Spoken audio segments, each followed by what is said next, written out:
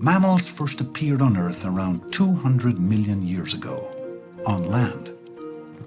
Mammals are warm-blooded. They give birth to living young, and they breathe air. These are all adaptations to living on land. But whales and dolphins are mammals too. When Phil Gingrich began his career 30 years ago, he knew nothing about whales, and that was just fine with him. Gingrich's early interest in primitive land mammals eventually took him to Pakistan. It was there that he made the kind of find most paleontologists only dream about. This is the original specimen. It's the one we found in about 1978. There are several things that strike you. One is it's very similar in size and shape to the back of a skull of a wolf. But there was something odd about this skull. If this wasn't here, I would think that this was an archaic carnivorous mammal, what we call a creodont. But it is here. It was part of the animal's inner ear, and it had a distinctive shape. A shape found today in only one kind of animal: whales. The Sahara Desert is one of the driest places on Earth.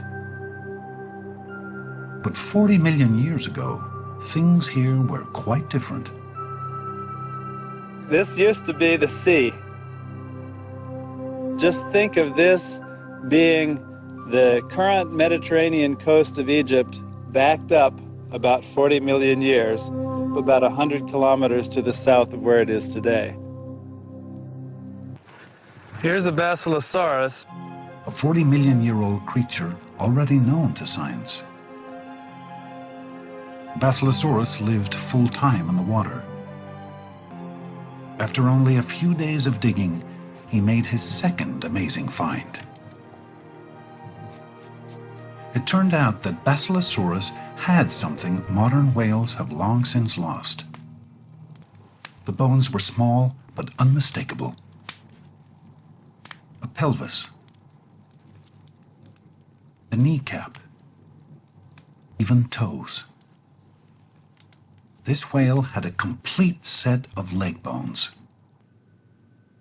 It was dramatic evidence that whales had once been four-legged animals. Since Gingrich's finds, he and others have filled in more of this fantastic story. Scientists now think that the earliest ancestor of whales was similar to this 50-million-year-old wolf-like mammal called Synonyx. Synonyx was a predatory scavenger that lived and hunted along the shores of an ancient sea. Perhaps its descendants found the water a source of abundant food and a haven from competition. Over millions of years, front legs became fins. Rear legs disappeared. Bodies lost fur and took on their familiar streamlined shape. Since Gingrich's first find, named Pakicetus, the list of known transitional whales has grown. It now includes Ambulocetus, Rhodocetus, Dorudon, as well as Basilosaurus. They reveal another element of whale evolution: the gradual migration of nostrils to the top of the head as whales adapted to breathing in the water. And bones aren't the only evidence of whale evolution. Their ancestry is also visible in the way they move. Fish swim by flexing their spines from side to side, like this shark. But mammals swim differently. This otter swims by undulating its spine up and down, in exactly the same way that whales do. And, as it turns out, in the same way that land mammals use their spines when running. Whales took with them into the water their ancestral way of moving, and we can still see it. 50 million years later,